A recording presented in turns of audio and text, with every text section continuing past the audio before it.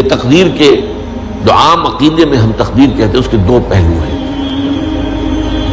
ایک پہلو ہے ما اصاب علی الانسان، جو کچھ انسان پر آتا ہے مصیبت، جیسے ابھی آیت میں نے پڑھی ما اصاب من مصیبت فی الارض ولا فی انفسکم. ہم ہر وقت صدمے ہیں، کوئی تکلیف آ گئی، کوئی مصیبت آ گئی، کوئی بیماری آ گئی، کوئی حادثہ ہو گیا، کوئی بچہ فوت ہو گیا، کوئی عزیز جو ہے وہ فوت ہو گیا، یہ ہر وقت حوادث ہے.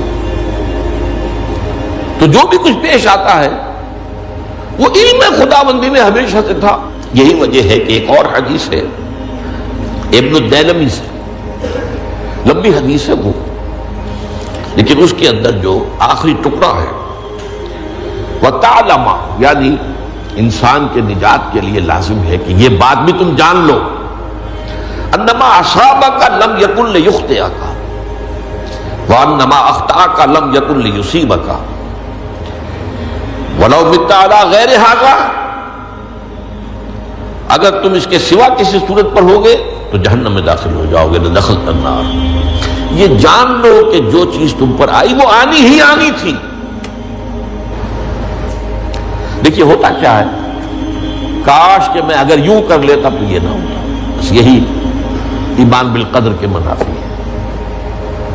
جو ہوا ہے وہ اللہ تعالیٰ کے ہاں تو پہلے سے طے تھا، ہونا ہی تھا. تمہاری کوئی تدبیر، کاش کہ میں اس وقت یہ کر لیتا. یہ لو، اسی لیے ایک حدیث میں الفاظ آئے ہیں ان کلمۃ لو تفتح عمل الشیطان. اس لو سے، کاش، اس سے شیطانی عمل شروع ہو جاتا ہے. کاش کہ یہ ہو جاتا، کاش میں یہ نہ کرتا، کاش کہ ہو جاتا. تو یہ نہیں. تعلم انما اصابک لم یکن لیخطئک، تو جان لے اس بات کو کہ جو چیز تم پر آئی ہے وہ ہرگز ٹلنے والی نہیں تھی. کوئی تدبیر تم کر لیتے، کوئی کسی وقت کوئی ہیلا کر لیتے، کوئی تم قدم اٹھا لیتے، کچھ بھی کر لیتے، وہ تو آنی ہی آنی تھی. وما انما اخطاک، جو چیز تم سے چھوٹ گئی، رہ گئی، نہیں ملی. ایک ویکینسی ایڈورٹائز ہوئی تھی، آپ نے بھی درخواست دی تھی، آپ کو نہیں ملی. اب آپ ہو کاش کہ میں نے فلاں سے سفارش کرا لی ہوتی، بس گئے. جو چیز چھوٹ گئی وہ چھوٹ جانی ہی تھی. اس میں قطعاً جو ہے کوئی شکل، کوئی تدبیر، کوئی سفارش، کسی طرح کا کوئی بھی ہیلا، کوئی جو ہے اس میں کارگر نہیں ہو سکتا تھا. لم یکن لیصیبک وَبِتَّ عَلَىٰ غَيْرِ ذَلِكَ، اگر تو اس کے سوا کسی کیفیت پر تیری موت واقع ہوئی، اگر یہ یقین نہیں ہے. یہ ہے تقدیر کا وہ مفہوم کہ جس کا تعلق ہے علامہ اصاب الانسان، جو انسان کے اوپر وارد ہو رہا ہے. اس کے ضمن میں تقدیر کا مفہوم کیا ہے؟ تو جو ہوا ہے وہ تو ہونا ہی تھا. اس میں تو کسی شک و شبے کی گنجائش نہیں، بالکل قطع اللہ تعالیٰ کا فیصلہ ہے. البتہ در حقیقت ایک دوسرا پہلو ہے ما یفعل الانسان، وہ جو انسان کرتا ہے. یہاں آ کر یہ تقدیر کا مسئلہ بہت ٹیڑھا ہو جاتا ہے. آیا میرے اندر کوئی اختیار بھی ہے کہ نہیں؟ Do I have any free choice? یہ ہر شخص پہلے سے طے ہے. تقدیر کا ایک عام مفہوم یہ ہے، اور اس مفہوم میں بھی بعض روایات بھی ہیں جو اس کی تائید کرتی ہیں کہ ہر چیز پہلے سے طے ہے، لکھی ہوئی. اور یہ جو حدیث ہم نے ابھی پڑھی ہے یہ گویا کہ اس کی ایک مثال ہے کہ وہ جو لکھ دیا گیا تھا، فرشتے نے لکھ دیا تھا، رحم مادر میں لکھ دیا تھا، شقی اور سعید، یہ بدبخت ہے یا سعادت مند ہے. تو ایک شخص پوری عمر نیکی کے کام کرتا رہا، آخری وقت میں آ کر کوئی ایسا حادثہ پیش آ گیا کہ وہ اہل جہنم کے سے کام شروع کر دی اور جہنمی ہو گیا. یا ایک شخص ساری عمر جو ہے جہنمیوں کے سے کام کرتا ہے، آخری وقت میں آ کر کوئی ایسی توفیق ملی، کچھ ایسا معاملہ ہو گیا، توبہ کر لی اور اس نے جو ہے اہل جنت کے سے اعمال شروع کر دی.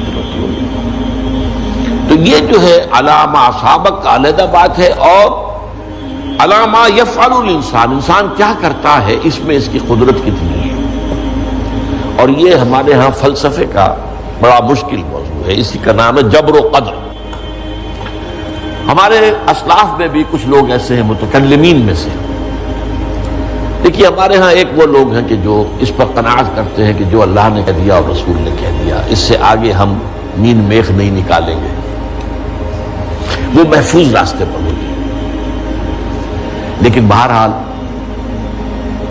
انسان کو اللہ نے ایک عقل بھی دی ہے، اور یہ عقل سوالات اٹھاتی ہے، اور جو زیادہ ذہین انسان ہوتے ہیں ان کے اندر ان کی یہ مصیبت زیادہ ہوتی ہے، لہٰذا وہ تو سوچتے ہیں، کچھ نہ کچھ غور و فکر کرتے ہیں، بات سمجھنے کی کوشش کرتے ہیں۔ اس میں اب ہمارے ہاں دو طبقے ہو گئے، جبریہ قدریہ۔ ایک نقطہ نظر یہ ہے کہ انسان مجبور محض، کوئی اختیار نہیں، اور ایک یہ ہے کہ انسان قادر مطلق ہے، جو چاہتا ہے اپنے فیصلے میں مختار مطلق ہے، وہ فیصلہ کرتا ہے۔ انہیں قدریہ کہتے ہیں۔ تو جبریہ اور قدریہ ان کی بحثیں ہمارے یہاں، یہ وہی تقدیر کا مسئلہ جو میں نے کہا تھا، بحثوں میں آ کر انہیں آج تک حل نہیں ہوا، حل ہو سکتا ہی نہیں۔ اب اس کے ضمن میں علامہ اقبال کا ایک شعر آپ کو سناتا ہوں، وہ بہت اچھا لگتا ہے، بہت خوبصورت لگتا ہے شعر ہونے کے اعتبار سے۔ تقدیر کے پابند جمادات و نباتات، مومن صرف اللہ کے احکام کا پابند۔ اس میں انسان سے پابندی کی نفی کر دی گئی ہے، وہ صرف پابند ہے اللہ کے احکام کا۔ نتیجے کے اعتبار سے تو جو یہ شعر کہہ رہا ہے جو بات، وہ صحیح ہے، پابندی اصل جو ہے وہ اللہ کے احکام کی، لیکن یہ کہ تقدیر کی پابندی سے انسان بھی پوری طرح آزاد نہیں ہے۔ یہ سمجھ لینا کہ یہ جمادات و نباتات ہی کا معاملہ، یہ غلط ہے، یہ مبالغہ ہے۔ ظاہر بات ہے کہ شاعر جو ہے، شاعر مبالغے سے بچ نہیں سکتا، چاہے وہ علامہ اقبالی ہو، کوئی بھی ہو۔ تو اسی لیے سورہ شعراء کے اندر جو عام شعراء کی جو صفات بیان ہوئی ہیں وہ آپ کے ذہن میں آ گئی ہوگی۔ مبالغہ کرتے ہیں، فی کل واد یہیمون انہم یقولون ما لا یفعلون، وہ کہتے بھی وہ کچھ ہے جو کرتے نہیں ہیں، اور یہ بات تو علامہ اقبال پر بھی چشمہ ہوتی ہے۔ بہرحال یہ شعر ذرا پھر نوٹ کیجئے، تقدیر کے پابند جمادات و نباتات، مومن صرف اللہ کے احکام کا، کوئی بات صحیح نہیں۔ انسان بہت سے اعتبارات سے مجبور ہے۔ سب سے پہلے جو ہے انسان کے اندر ایک تقدیر نوعی ہے، نوع انسان۔ چھوٹی سی چڑیا اڑتی پھرتی ہے، انسان نہیں اڑ سکتا۔ آپ نے ٹھیک ہے مشین ایجاد کر دی، جہاز ایجاد کر لیا، آپ دوڑ رہے ہیں، 500 آدمی اور سینکڑوں من سامان لے کر جو ہے وہ جا رہا ہے، 747 ہو یا 757 ہو، یہ کر لیا ٹھیک ہے، خود نہیں اڑ سکتا۔ اب کیا کریں گے آپ؟ یہ تقدیر نوعی ہے، سپیشیز، ہر سپیشیز کے لیے اللہ نے ایک اندازہ مقرر کر دیا ہے، اس اندازے ہی میں رہے گا، اس سے باہر نہیں جا سکتا۔ پھر ایک تقدیر شخصی ہے۔ اب دیکھیے تقدیر شخصی کیا ہے؟ بعض اوصاف و صفات ہمیں وراثتاً ملتے ہیں، we have no choice۔